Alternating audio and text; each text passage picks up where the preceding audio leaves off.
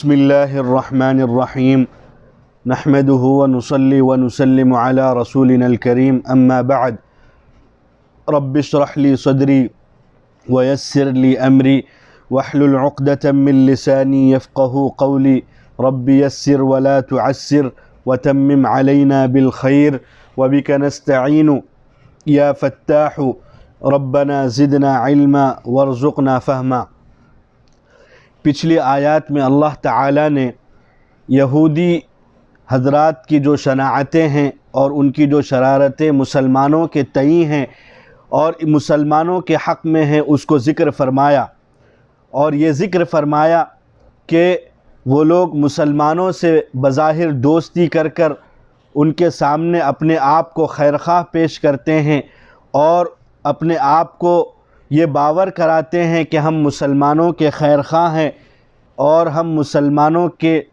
हक़ में भलाई सोचते हैं, हम मुसलमानों के हक़ में बुराई नहीं करते। तो अल्लाह ताला ने उसका जवाब ये दिया कि यहूदी कभी मुसलमानों के हम ख़याल और इसी तरह यहूदी कभी मुसलमानों की भलाई नहीं सोच सकते। और अल्लाह ताला ने फिर ये भी ज़िक्र किया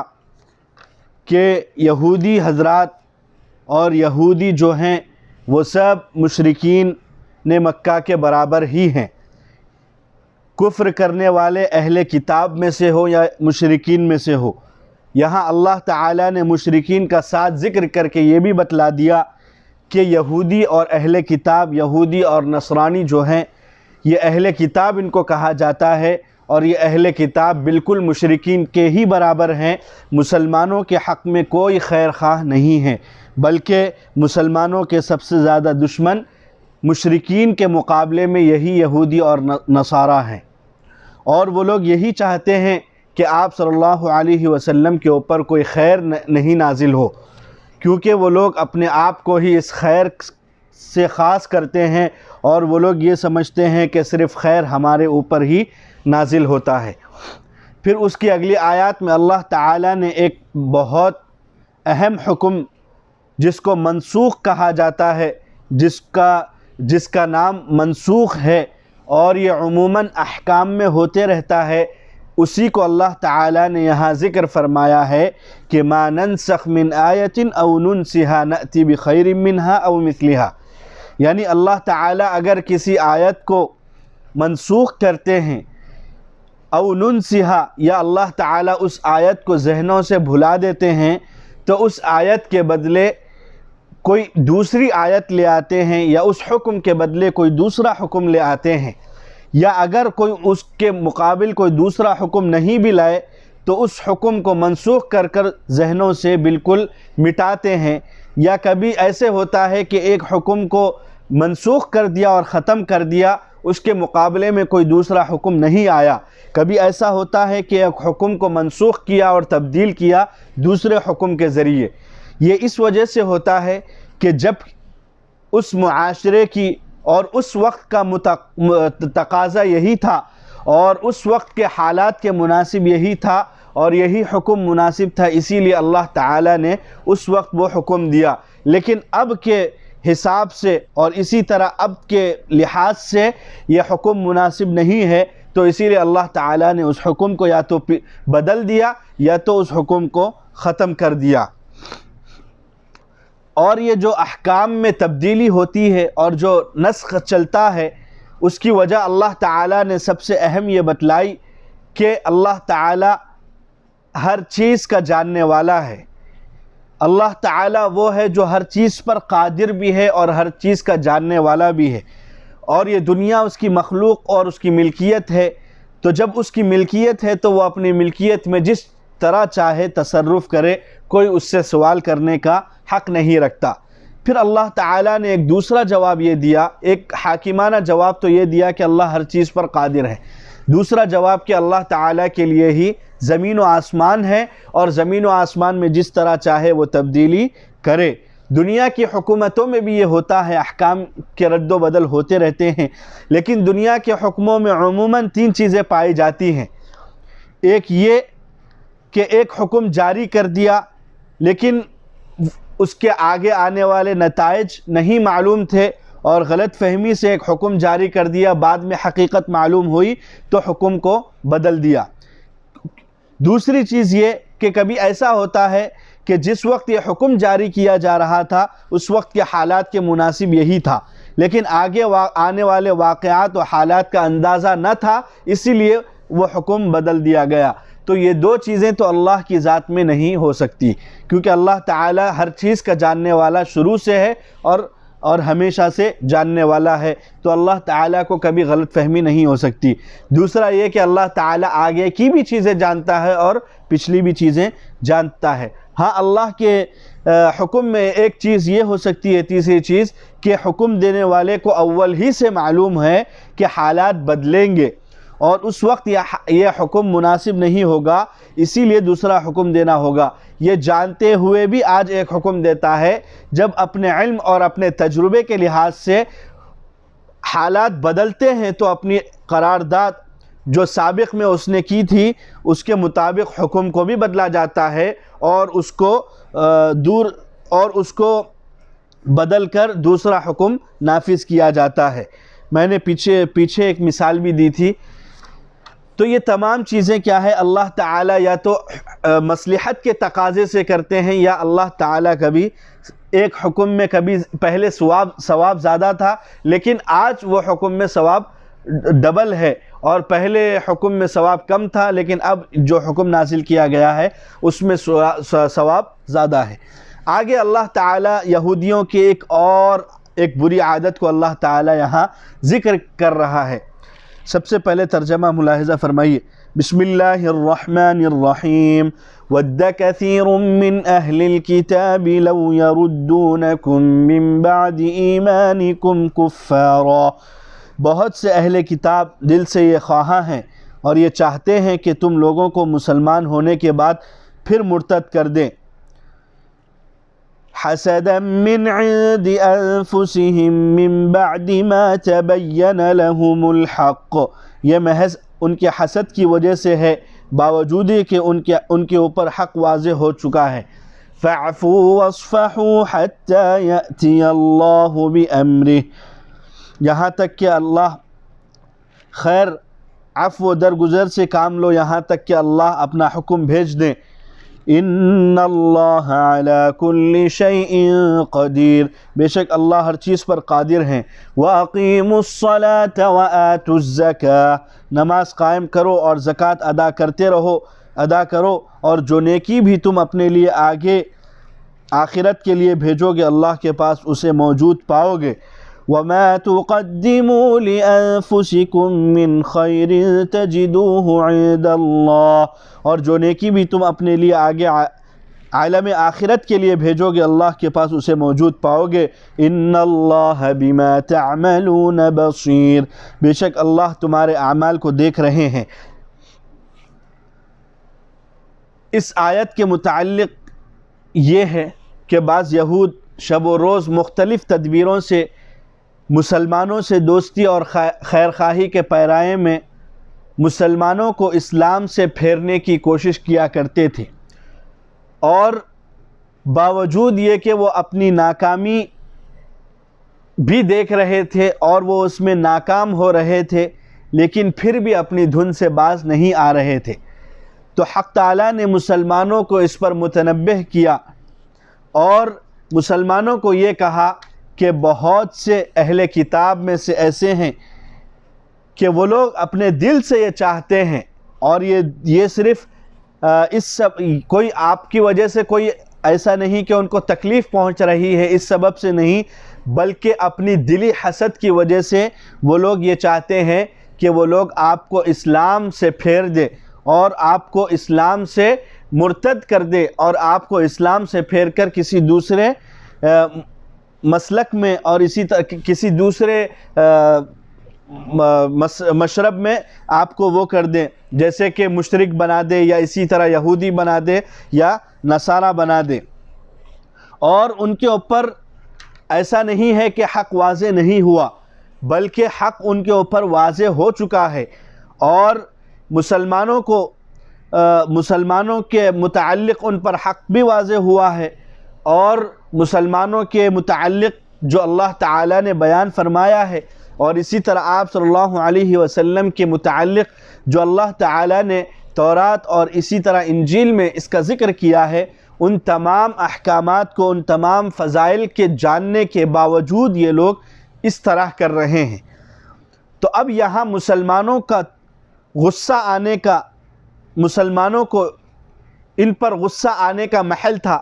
और इस बात से मुसलमानों को गुस्सा आना चाहिए था, लेकिन अल्लाह ताला ने फरमाया फ़अफ़ू वस्फ़हू, फ़अफ़ू वस्फ़हू, कि खैर अब तो तुम इनको मुआफ़ कर दो और दरगुज़र कर दो, जब तक अल्लाह ताला इस मामले के मुताल्लिक़ अपना हुक्म जारी न करे, एक नया कानून जारी न करे। क्योंकि अल्लाह ताला चाहे तो अब भी कर सकते हैं, लेकिन अल्लाह ताला इंशाअल्लाह ताला आइंदा मुसलमानों को ये खुशखबरी सुना रहे हैं कि मुसलमान तुम इस बात से बिल्कुल बेखौफ हो जाओ कि अल्लाह ताला इंशाअल्लाह आइंदा हुक्म देने वाले हैं। इन्नल्लाह अला कुल्लि शैइन क़दीर, बेशक अल्लाह ताला हर चीज़ पर कादिर हैं। लेकिन अब तुम क्या करो, सबसे पहली चीज़ तो ये है कि तुम अपने दिलों को साफ़ कर लो और अपने दिलों से ये यहूद और नसारा के मुताल्लिक़ जो भी ख़यालात और शुबहात जो है वो सब दूर कर लो और उनको दरगुज़र कर दो। और अब करने का काम ये है कि वह अक़ीमुस्सलाह व आतुज़्ज़का, कि अब तुम बिल्कुल फिलफौर नमाज को कायम करो और ज़कात को अदा करो। ये तुम्हारा वक्ती तकाज़ा है, बल्कि ये तुम्हारा यानी हमेशा का तकाज़ा अल्लाह ताला की जानिब से ये है कि नमाज भी फ़र्ज़ है और ज़कात भी फ़र्ज़ है। लेकिन यह अल्लाह ताला ने वाक़िमुस्सलाह व आतुज़्ज़का को इसीलिए ज़िक्र किया है कि अब वो हुक्म आने तक तुम लोग इस काम में ज़्यादा मसरूफ़ हो जाओ कि तुम ज़्यादा से ज़्यादा नफिल नमाज़ें पढ़ो और ज़्यादा से ज़्यादा सदक़ात करो। और तुम ये बात भी समझ लो कि तुम ये समझते होंगे कि हम यहूदियों से नहीं लड़ रहे हैं या इसी तरह हम ये अमल कर रहे हैं तो इसमें सवाब कम है या ज़्यादा है। तुम ये मत सोचो, बल्कि तुम ये समझो कि जो कुछ तुम अल्लाह के पास आगे भेज रहे हो वो सब अल्लाह के पास महफूज है, वो सब अल्लाह के पास महफूज है। और अल्लाह ताला के पास जब तुम जाओगे तो अल्लाह ताला के पास उसका सवाब बेहतरीन तरीक़े से पाओगे। वमा तुक़द्दिमू लिअन्फुसिकुम, और जो कुछ भी भलाई तुम आगे अल्लाह के पास यानी आलम आखिरत के लिए भेजोगे तो वो तुम अपने लिए बहुत फ़ायदेमंद पाओगे आखिरत में, और अल्लाह ताला के पास बहुत बेहतरीन इसका इनाम पाओगे। बेशक अल्लाह ताला क्या है, देखने वाला भी है और अल्लाह ताला जानने वाला भी है जो कुछ तुम करते हो। यहाँ इस हालत का तकाज़ा ये था कि मुसलमानों से वादा किया जाए, और अल्लाह ताला ने उस वादे को फिर आगे पूरा किया और जिहाद की आयतें नाजिल भी हुई, जिसके बाद यहूद के साथ वो कानून बढ़ता गया और नाशाइस्ता लोगों के साथ हस्ब हैसियत उनके मुआफ़िक़ उनको कत्ल, उनके फ़साद के वजह से उनको कत्ल भी किया गया और उनको जिलावत भी किया गया। तो इस आयत के नाजिल होने के बाद यानी जिहाद की आयतें नाजिल होने के बाद अल्लाह ताला ने यहूदियों के साथ जो मुसलमानों ने कानून बरता उसको भी आगे अल्लाह ताला ने अगली आयत में ज़िक्र फरमाया है। यहाँ अल्लाह ताला ने फरमाया है कि अल्लाह तुमसे वादा कर रहा है कि अल्लाह ताला इंशाअल्लाह तुम्हें उनको उस पर फ़तह देगा, उस पर फ़तह देगा। लेकिन फिर बाद में अल्लाह ताला ने वो आयतें नाजिल फरमाई यानी जिहाद की आयतें नाजिल फरमाई और उसमें यहूद से क़िताल का भी हुक्म दिया और इसी तरह यहूदियों को कत्ल करने का भी हुक्म दिया जिनमें फ़साद का उन्सुर ज़्यादा पाया जाता था।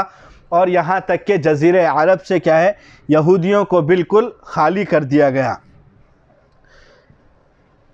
अब अगली आयत में अल्लाह ताला ने एक यहूदी और नसारा के एक दावे को ज़िक्र किया है और उसके ऊपर काफ़ी शाफ़ी और बहस की है, अल्लाह ताला ने वजाहत की है।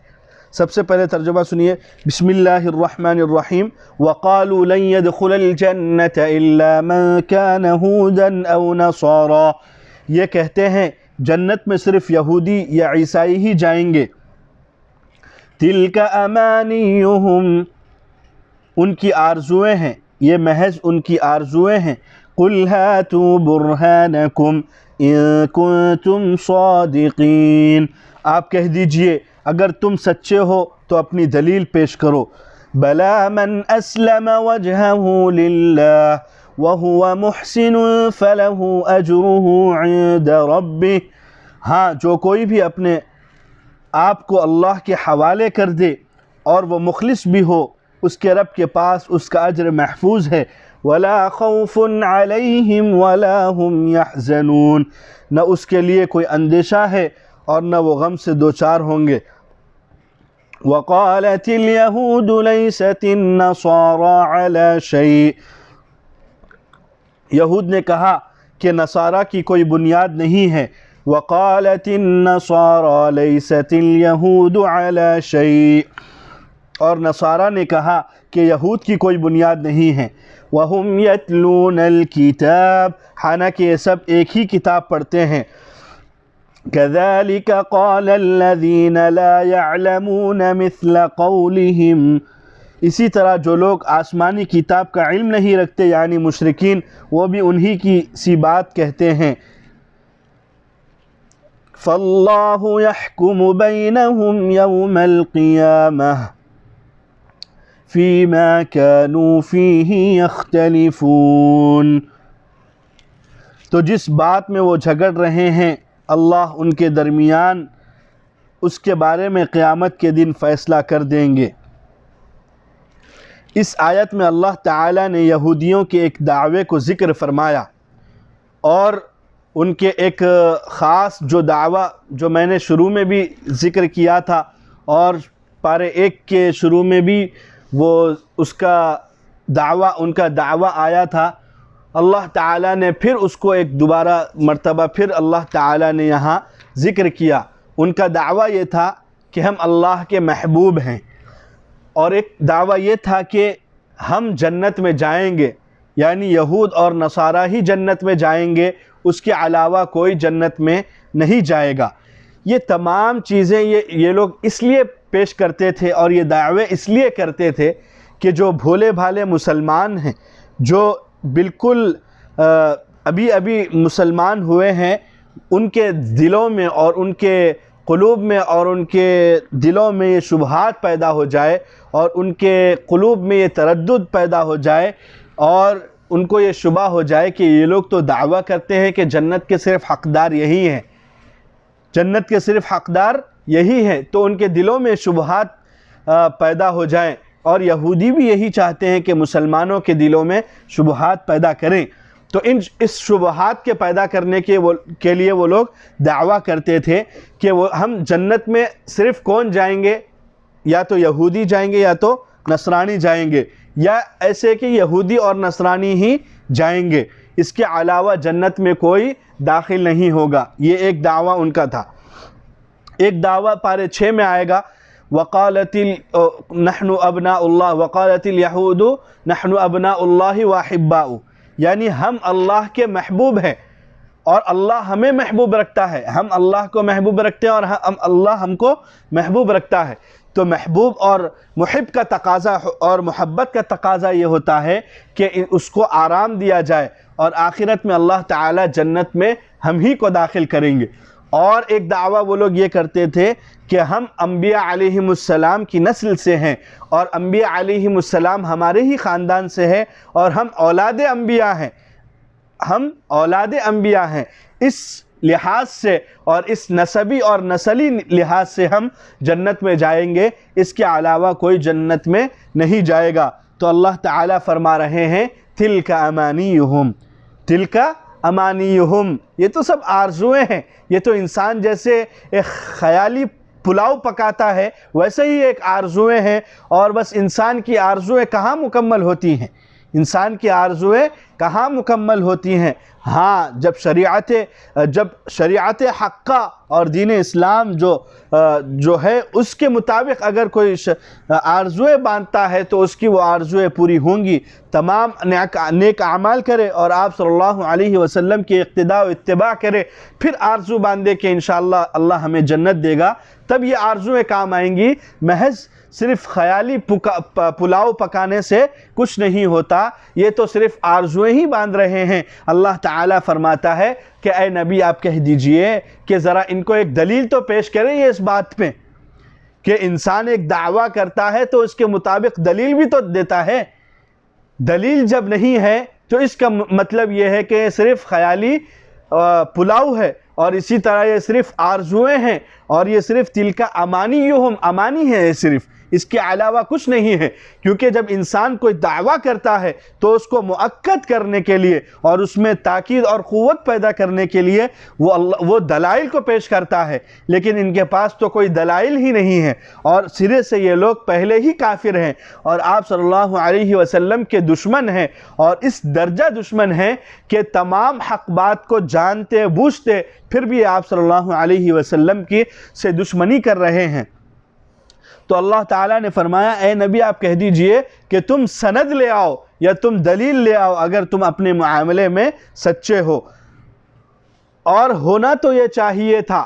कि ये लोग दलील ले आते। तो अल्लाह ताला फरमा रहा है दलील कहाँ ले आएंगे? बला मन अस्लमा। लेकिन हाँ, अल्लाह ताला फरमा रहा है दलील की भी ज़रूरत नहीं है। क्यों नहीं? बल मन अस्लम वजहहु लिल्लाह, यानी जिसने अपने आप को अल्लाह के सुपुर्द कर दिया और महज खालिसतन अल्लाह के सुपुर्द कर दिया अपने आप को, वहुवा मुहसिनुन, और वो अपने इस अमल में मुखलिस भी हो, फलहु अजरुहु इंद रब्बिह वला खौफुन अलैहिम वला हुम यहज़नून। कि ये जो दावा करते हैं कि यहूदी और नसारा ही जन्नत में जाएंगे, सबसे अहम और बुनियादी मकसद को यहाँ अल्लाह ताला ने ज़िक्र किया है, वो ये कि बला मन अस्लम वजहहु लिल्लाहि, यानी जो शख्स अपने आप को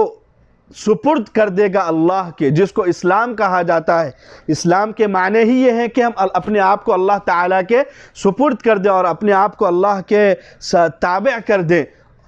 तो सबसे पहली चीज़ अल्लाह ताला ने यहाँ जिक्र फरमाई मन अस्लम वजहहु लिल्लाह। फिर दूसरी चीज़ वह हुआ मुहसिनुन, और यहाँ मुहसिनुन की तफसीर बाज़ हज़रात ने ये की है वह हुआ मुखलिसुन, और वो अपने इस अमल में मुखलिस हो। फ़लहु अजरुहु, तो उसके लिए क्या है? ये चीज़ें हैं। फ़लहु अजरुहु, तो उसके लिए क्या है? अल्लाह के पास बहुत बेहतरीन सवाब है और उसके लिए कोई खौफ नहीं है और ना कोई गम है।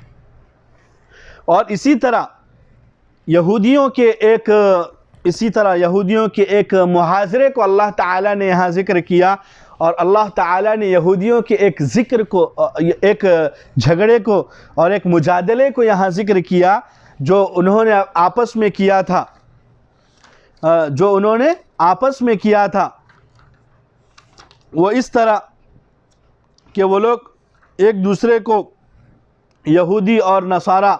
एक दूसरे को ये कहते थे कि भाई हक़ पर तो कोई भी नहीं है, हक़ पर न आप हैं, हक़ पर सिर्फ हम हैं, हक़ पर आप नहीं हैं। और इसी तरह यहूदी नसारा से कहते कि नसारा का कोई असल ही, कोई बुनियाद ही नहीं है, और इसी तरह नसारा कहते कि यहूदियों की कोई बुनियाद ही नहीं है। तो अब अल्लाह ताला फरमा रहा है कि वो लोग इस बात में झगड़ रहे हैं कि उनकी कोई बुनियाद ही नहीं है, खामखा बस एक ख़याल की बिना पर उनके मज़ाहिब की बुनियाद खड़ी नहीं की गई, बल्कि वो लोग अल्लाह की किताब भी पढ़ते हैं। वो लोग ये बातें कैसे कह रहे हैं कि ना नसारा की कोई बुनियाद है और इसी तरह ना यहूदियों की कोई बुनियाद है, हालांकि वो लोग अल्लाह की किताब को पढ़ रहे हैं और अल्लाह की किताब को पढ़ते भी हैं। और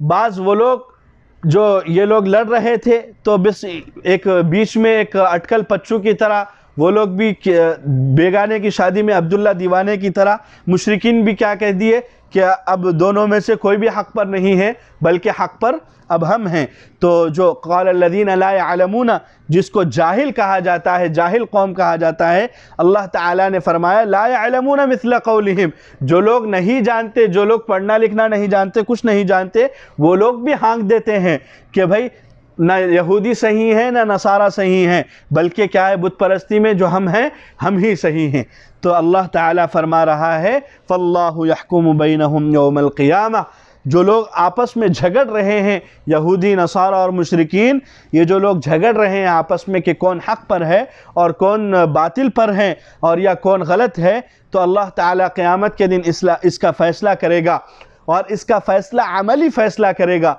इस वजह से कि अल्लाह ताला ने दुनिया में आप सल्लल्लाहु अलैहि वसल्लम के ज़रिए दलाइल व बराहीन के ज़रिए और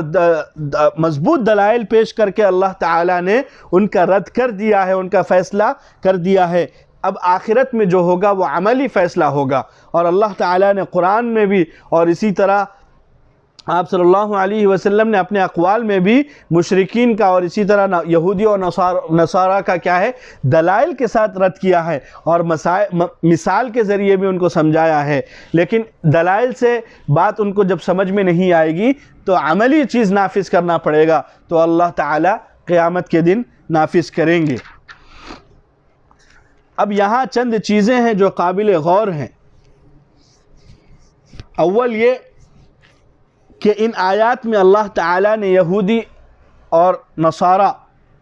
के बाहमी इख्तिलाफ़ात जो थे और एक दूसरे पर जो उन्होंने रद्द किया उसको ज़िक्र फरमाया, और उनकी नाफरमानी और उनकी नादानी को भी ज़िक्र किया, और इस इख्तिलाफ़ के मुज़िर जो असरात मुरत्तब होंगे उसका भी अल्लाह ताला ने उसको भी बयान किया। फिर असर हकीकत का भी इजहार फरमाया कि इन तमाम वाक़यात में मुसलमानों के लिए बहुत बड़ी अहम हिदायत हैं, जिनका बयान ये है कि यहूद व नसारा दोनों ने दीन की असल हकीकत को फरामोश करके मज़हब के नाम पर एक दूसरे की कौमियत बना ली थी, और उनमें से हर एक अपने ही कौम के जन्नती और मकबूल होने और अपने सिवा तमाम अक़वाम आलम के दोज़खी और गुमराह होने के मुअतक़िद थे। और ये चीज़ आज भी हमारे अंदर पाई जाती है। हम थोड़ा अपने मुआशरे में गौर करके देखें तो ये चीज़ आज भी हमारे मुआशरे में पाई जाती है। इस नामाकुल इख्तिलाफ़ात का नतीजा ये निकला कि मुशरिकीन को भी ये मौका मिल गया और ये कहने का मौका उनको भी हाथ लग गया कि वो लोग ये कहने लगे कि ईसाईयत की भी कोई बुनियाद नहीं है और यहूदियों की भी कोई बुनियाद नहीं है, बल्कि ये बेअसल है, इनकी कोई असल ही नहीं है, हक़ और सही बस हमारी ही बुत परस्ती है। हक़ ताला ने इन दोनों कौमों के जहालत और गुमराही को ज़िक्र किया और उनके मुताल्लिक़ फ़रमाया कि ये दोनों कौमें जन्नत में जाने के असल सबब से और असल एम से गाफिल हैं। महज ये लोग कौमियत और जिसको वतनियत और कौमियत और नस्लियत जिसको कहा जाता है उसके पीछे पड़े हुए हैं। और हकीकत ये है कि मज़हब यहूद हो या मज़हब नसारा या इस्लाम हो, उसकी असल रूह इन दो चीज़ों में है, जिसको अल्लाह ताला ने इस आयत में मन अस्लम वजहहु लिल्लाहि व हुवा मुहसिनुन में ज़िक्र किया है। एक ये कि बंदा दिलो जान से अपने आप को अल्लाह ताला के सुपुर्द कर दे और उसकी इताअत व फरमा बरदारी को अपना अक़ीदा और मज़हब समझे। ये किसी भी मज़हब में हासिल हो जाए वही हकीकत है, और इसको फरामोश करके और इसको पसे पुष्ट डालकर न यहूद और न नसारा, यहाँ तक कि न मुसलमान जन्नत का दावा कर सकते हैं, बल्कि अपना मकसद जो असल जो मकसद था उसको ही भूलकर न मुसलमान अपने आप को सही कह सकते हैं, न इसी तरह यहूद और नसारा।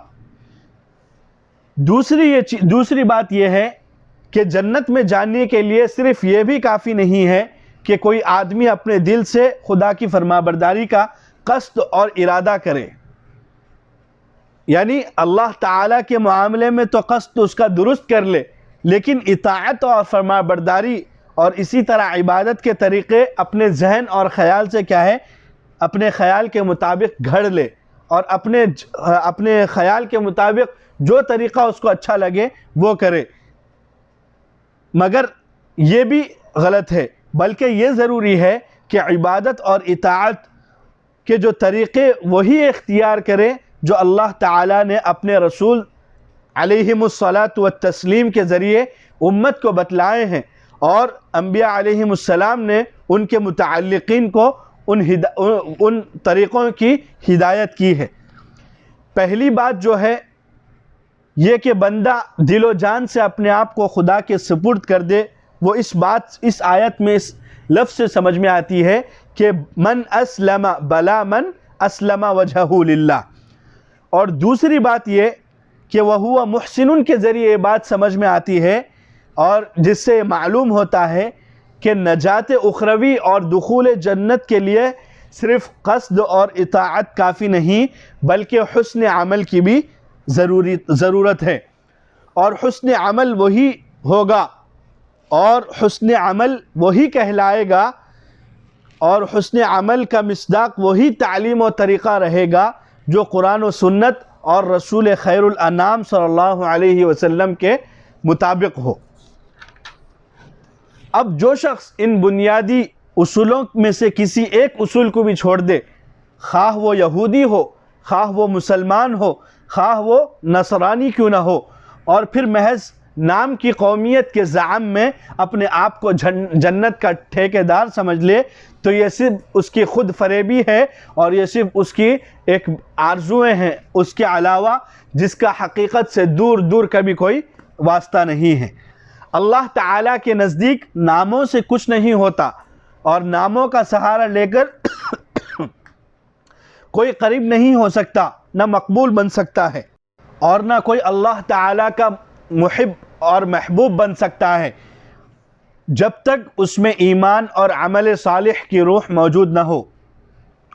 और अगर हम देखें और थोड़ा गौर करें तो ये दो चीज़ें जो है हर रसूल और हर शरीयत में पाई जाती हैं और हर ज़माने में यकसा हैं। उसूल ईमान जो है वो ये कि अल्लाह ताला पर और रसूल पर ईमान लाना, ये तो पिछले अंबिया में भी ये चीज़ और पिछली शरीयत में भी ये चीज़ मौजूद थी। लेकिन हाँ, इबादत के तरीक़े हर नबी के ज़माने में मुख्तलिफ थे। जैसे कि हज़रत मूसा अलैहिस्सलाम के ज़माने में नेक अमल और इसी तरह सही तरीक़ा इबादत वो था जो तौरात में मज़कूर था और तौरात की तालीम के मुताबिक था, और इंजील हज़रत ईसा अलैहिस्सलाम के ज़माने में इबादत का जो तरीक़ा जो सही था वो इंजील के तालीम के मुताबिक जो हज़रत ईसा अलैहिस्सलाम ने बयान किया था वो दुरुस्त था। अब जब आप सल्लल्लाहु अलैहि वसल्लम आखिर में नाजिल किए गए तो इबादत का तरीक़ा वही मुअतबर होगा जो आप सल्लल्लाहु अलैहि वसल्लम बतलाएंगे और जो कुरान की हिदायत के मुताबिक होगा। तो अब इससे खुलासा ये निकला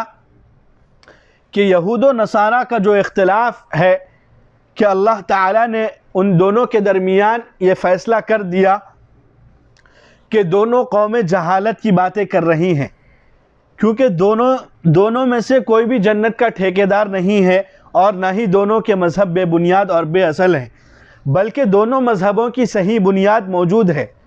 गलत फहमी का असल सबब यह है कि उन्होंने मज़हब व मिल्लत की असल रूह यानी अक़ायद और अमाल को नज़रियात को छोड़कर अक़ायद व अमाल और नज़रियात को छोड़कर नस्ली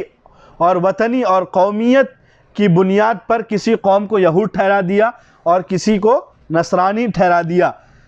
यानी जो शख्स यहूद के मुआशरे में रहता है और यहूद की बस्ती में रहता है वो यहूद है, और जो शख्स नसारा की बस्ती में रहता है वो नसारा है। तो कुरान करीम ने इस इख्तिलाफ और इस फ़ैसले का ज़िक्र मुसलमानों को सुनाने और मुतनब्बे करने के लिए किया है कि कहीं वो भी इस किस्म की गलत फहमी में मुब्तला न हो जाएं कि हम तो पुश्ती मुसलमान हैं, हम हर दफ्तर में हमारा नाम क्या है,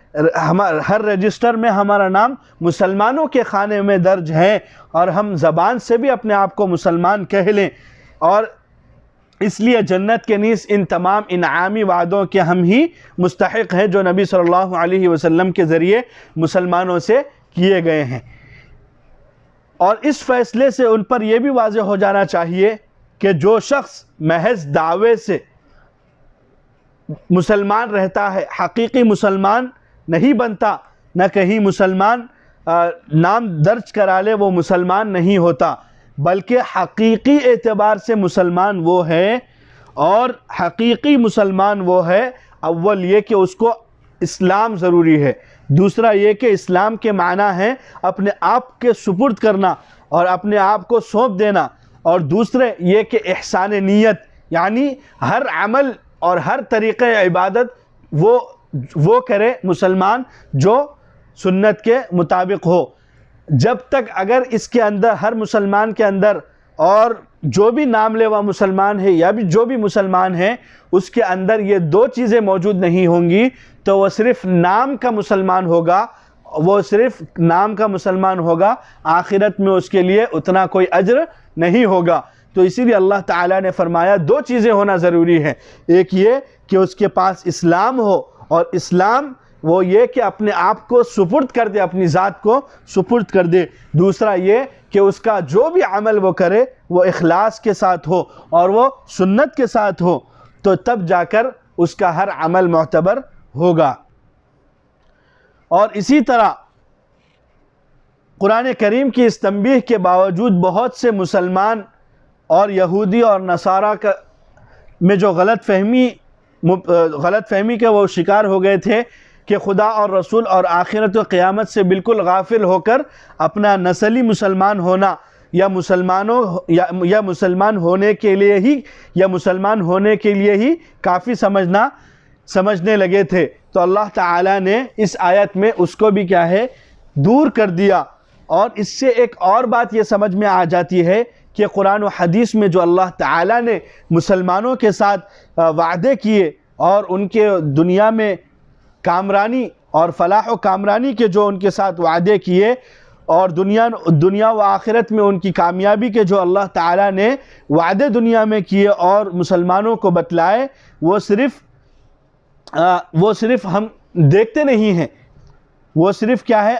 ऐसे हमें महसूस होता है कि ये सिर्फ़ वादे हैं, अल्लाह ताला वादों को हमारे साथ पूरा नहीं कर रहा है। तो इस आयत में इस बात से भी वाज़ेह हो जाता है कि ये जो अल्लाह ताला ने हमसे वादा किए हैं, ये वादे सिर्फ़ नाम के मुसलमान होने के लिए नहीं, बल्कि जब तक हम काम के मुसलमान नहीं बनेंगे, जब तक ये वादे हमारे हक़ में पूरे नहीं होंगे।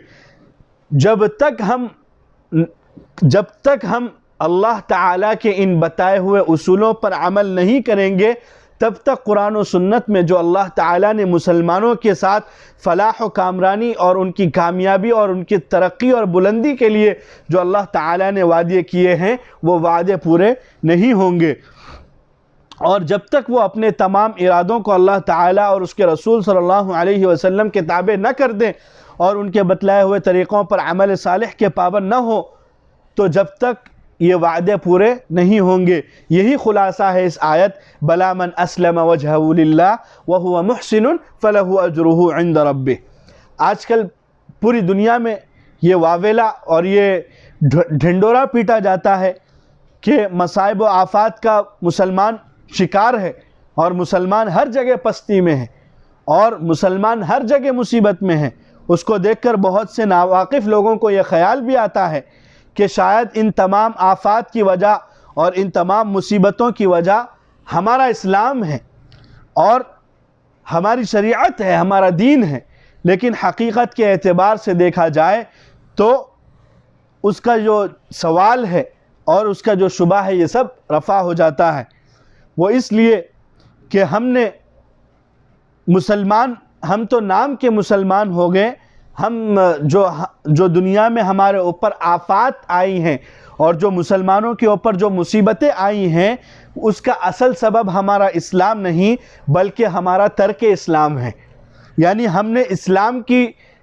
जो उसूल थे और इस्लाम की जो बयानात और अहकामात थे और इस्लाम के जो अहकामात थे हमने उसको पसे पुष्ट डाल दिया। इसी वजह से हम दुनिया में ज़लील और रुस्वा हो गए और हमने सिर्फ इस्लाम का नाम बाकी रखा,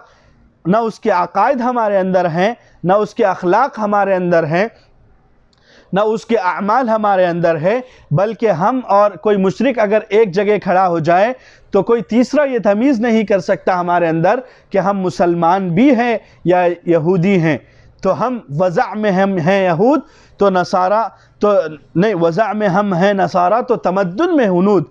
यानी हम हर तरह से ना मुसलमान नहीं लगते। आज हमारे चेहरे पर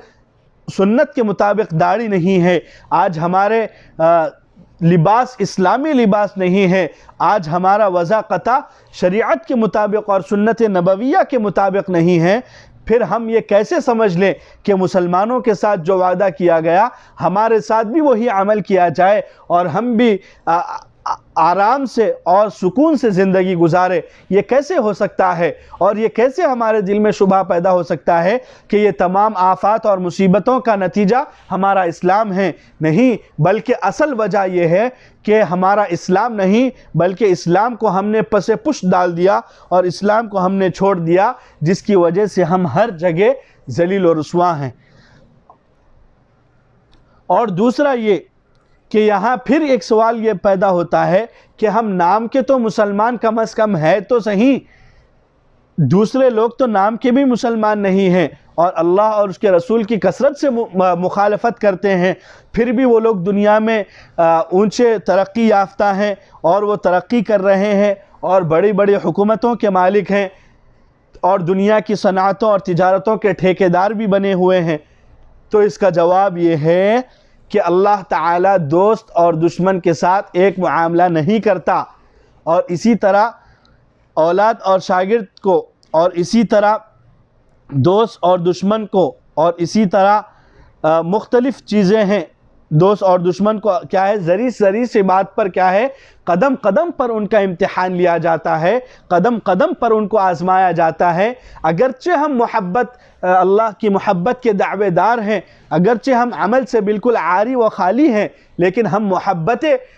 नबवी का तो दम भरते हैं, हम अल्लाह से मोहब्बत का तो दम भरते हैं। और अल्लाह की अज़मत व मोहब्बत का दम भरना इस बात की दलील है कि हम अल्लाह के दोस्तों की फहरिस्त में शामिल होने की वजह से अल्लाह ताला क्या है, अल्लाह ताला अपने दोस्तों का सा मुआमला हमारे साथ दुनिया में कर रहा है। और इसके बुरे अमाल और जो हमारे जो बुरे अमाल हैं उन बुरे अमाल की सज़ा अल्लाह ताला हमें दुनिया ही में दे रहा है, ताकि आखिरत का बार और आखिरत का जो हमारा जो वज़न हो वो हल्का हो जाए और आखिरत का जो गुनाहों का बोझ है वो हल्का हो जाए, बरखिलाफ़ काफिरों के। और इसी तरह मुख्तलिफ़ दुनिया में तमद्दुनी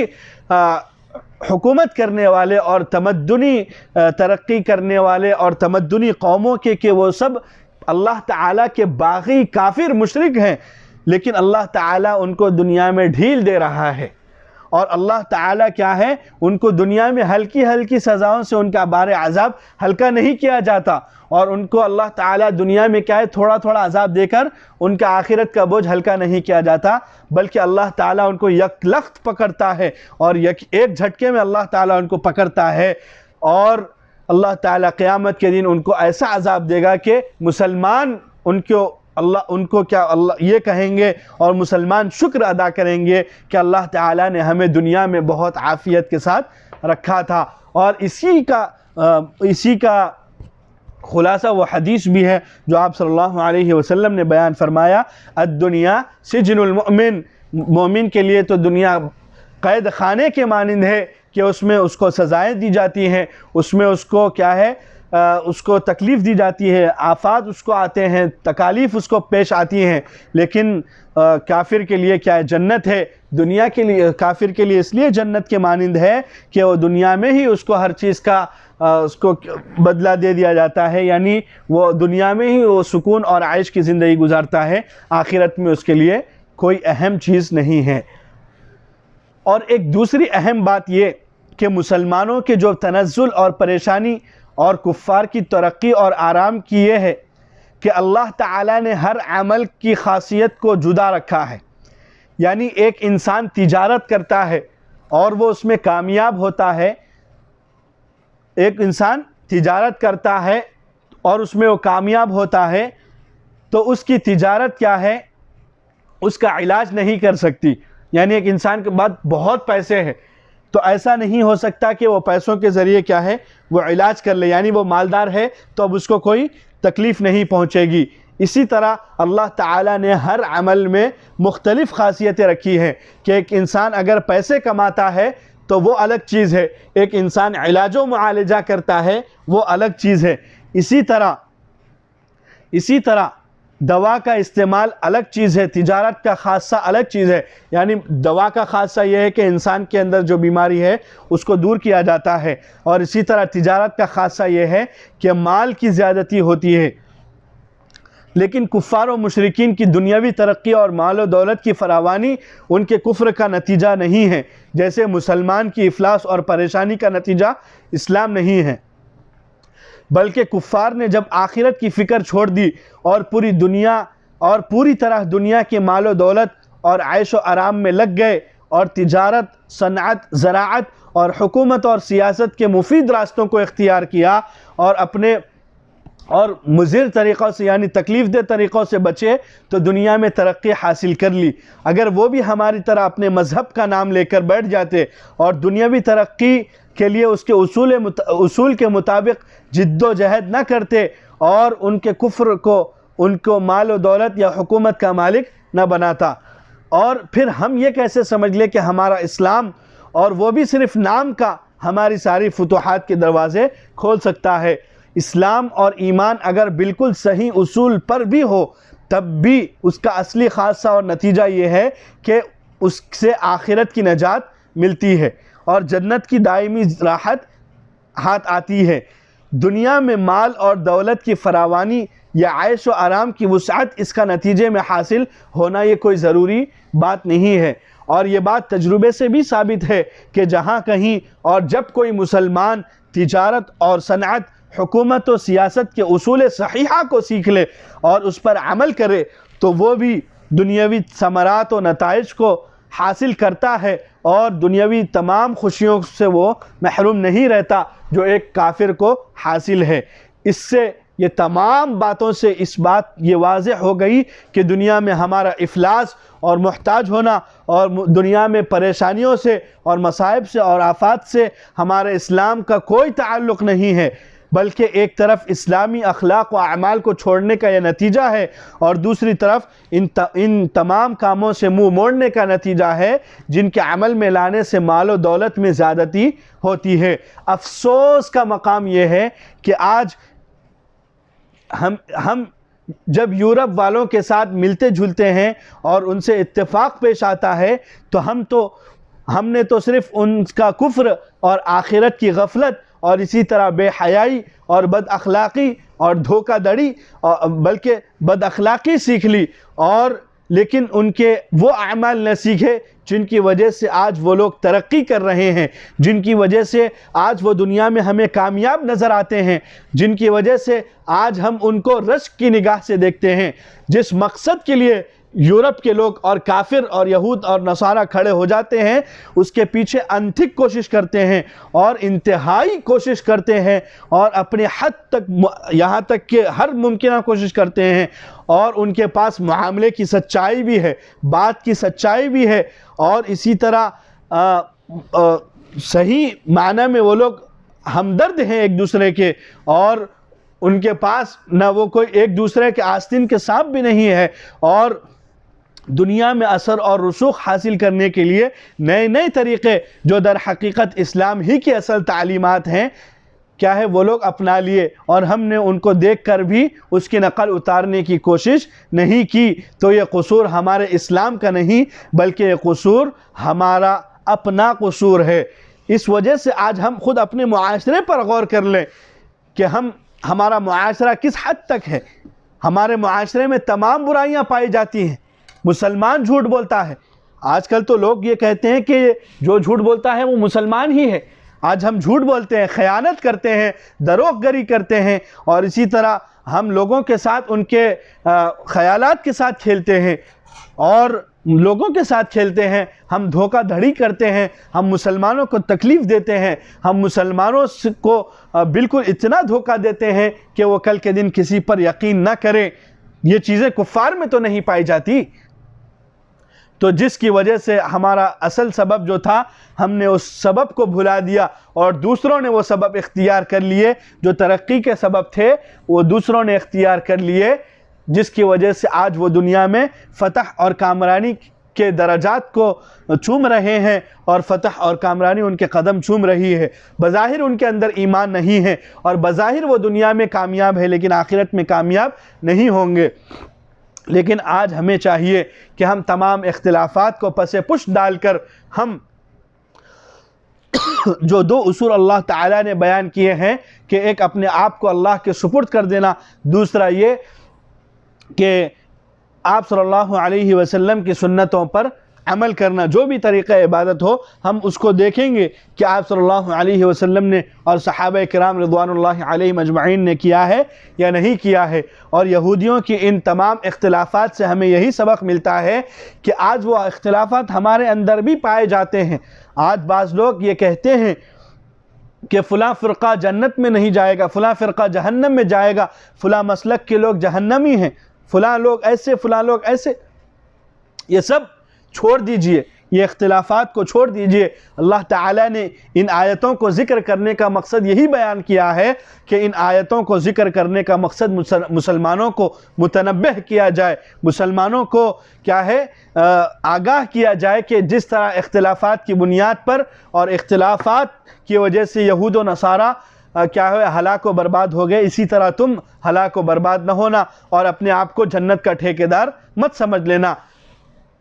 तो इसीलिए हम सबको चाहिए कि इख्तिलाफ़ात से दूर रहें और जो भी काम करें इखलास के साथ और आप सल्लल्लाहु अलैहि वसल्लम के सुन्नत के मुताबिक अमल करने की कोशिश करें। अल्लाह ताला से दुआ है कि अल्लाह ताला हमारे अंदर जो इख्तिलाफ़ात पाए जाते हैं उन इख्तिलाफ़ात को ख़त्म करके हमको मुवाहिद बना दे और हमारी सफ़ों में इत्तिहाद को पैदा कर दे और हम जो भी अमल करें आपकी रज़ा के खातिर और आप सल्लल्लाहु अलैहि वसल्लम की सुन्नत के मुवाफ़िक़ करें। अल्लाह ताला हमने जो आपके अहकामात से मुँह मोड़ लिया है, ए अल्लाह हमारे इस गुनाह को मुआफ़ फरमा और हमारे ख़ताओं को दरगुज़र फरमा। ए अल्लाह दूसरी कौमों ने हमारे असबाब को ले लिया और उन्होंने तरक्की कर ली, हम उनको देखते ही रह गए। ए अल्लाह हमें भी वो असबाब इख्तियार करने की तौफ़ीक़ अता फ़रमा। ए अल्लाह जो बीमार हैं उन्हें शिफ़ाए कामिला अता फ़रमा, जो मक़रूज़ हैं अल्लाह उनके कर्ज़ों की अदायगी ग़ैब से फ़रमा। ए अल्लाह जो परेशान हाल है उनकी परेशानियों को दूर फ़रमा। ए अल्लाह हमारे वालिदैन की उम्रों में, रिज़्क़ में, ए अल्लाह माल में, इज़्ज़त में, ए अल्लाह बरकत अता फ़रमा। ए अल्लाह, ए अल्लाह, ए अल्लाह हम सबको रिज़्क़ हलाल कमाने की तौफ़ीक़ अता फ़रमा। ए अल्लाह हमें रिज़्क़ हराम से ए अल्लाह हम सब की हिफ़ायत फ़रमा। ए अल्लाह रिज़्क़ हलाल हमें अता फ़रमा। अल्लाहुम्मा इन्ना नस्अलुकल अफ़्व वल आफ़िया व तमामल आफ़िया व दवामल आफ़िया व शुक्र अलल आफ़ियत फ़िद दीन वद दुनिया वल आख़िरह बिरहमतिका या अरहमर राहिमीन वल्हम्दुलिल्लाहि रब्बिल आलमीन।